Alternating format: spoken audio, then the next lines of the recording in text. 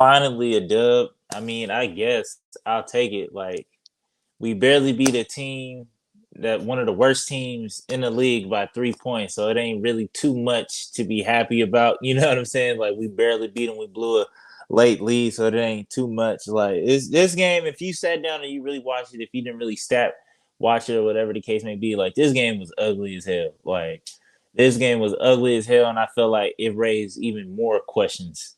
Like to me personally, that's just what I took from it. It raised a whole lot. But man, welcome back to another episode of that Stay Off My Grass podcast. You got your boy Suns fan Randy in the building, and dog. We got Suns versus the Magic, man. And I'm gonna keep this one relatively short just because we did what we were supposed to do. You know what I'm saying? I'm not really gonna get too high or give too much on beating one of the worst teams in the league. You know what I'm saying? It is what it is. But yeah, man. Back to some of the questions this game raised, man.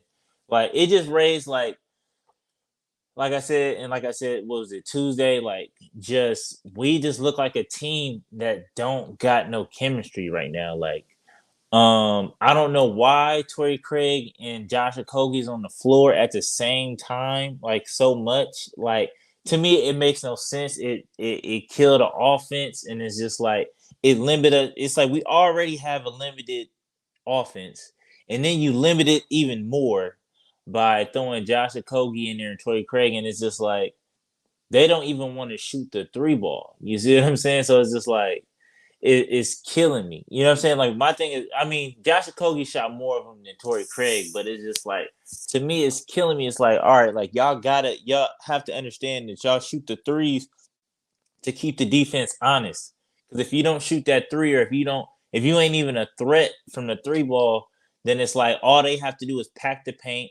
They cut off Da on the entry pass. A handful of I'm starting to realize a handful of players in the NBA can make an entry pass now because I haven't seen one of like in a minute, bro. Like I haven't seen a valid entry pass in the NBA in a hot ass minute.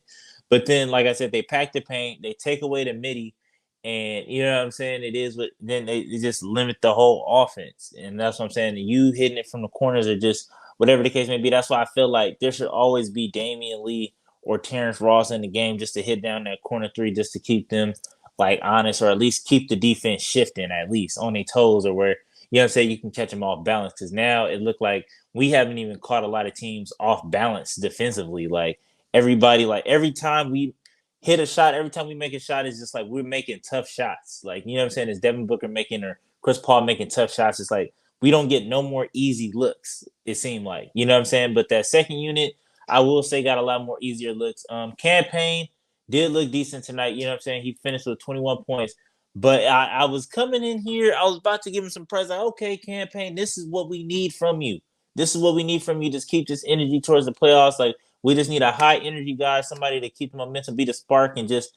But then you go out there and we get a 10-point lead, and then you help us blow a 10-point lead, and it's like, come on, dog. Like, come on, dog. What we doing, man? And it's just like you just started forcing shots. You missed like 3, 4 people that was wide open. Like DeAndre Ayton was sitting in the post. You missed, I want to say, Jock Landale like at least 3 times on the pick and roll where he was just butt naked ass wide open. It's just like it was ridiculous. But like I said, overall he was hitting the three, so that's you know what I'm saying what it is. But that first, I would say that third quarter of campaign, that third quarter of campaign is what we need moving forward. You know what I'm saying? I don't know what happened towards the back end. I don't know if he got tired because, like I said, he just started reverting back to the old campaign, driving to the hole, blowing layups, and not getting fouls or whatever the case may be, and not necessarily like you know what I'm saying, just the bad pass. It was just like I said, it was just he helped us get that 10-point lead, and then he definitely helped blow it. So like I said, man, I still don't understand like the coaching and something that I did see earlier that kind of grinded my gears is that Monty was talking about how Terrence Ross is adjusting to the defense that we have now and that we switch everything and that he's not used to it. And then I was just like, man, this is so dumb. Like just the thought of like just to think that like in like he thinks that we are in a league where it's just like where you could go 1v1 every night. Like to me that is crazy to me to think that you want to put somebody with, just for hypothetical or whatever, with it like 70, 72 defense over like to guard a 95 offense, and you just want to live with that result every single time. Like, it's crazy to me to think that every night, like, you just have no defensive scheme, like you just switch like everything. Like, is it's crazy. It's crazy to think. It's alarming. It's really alarming. But Devin Booker, like I said, I just feel like the last game, he was just more so like, man, I just don't got it in me.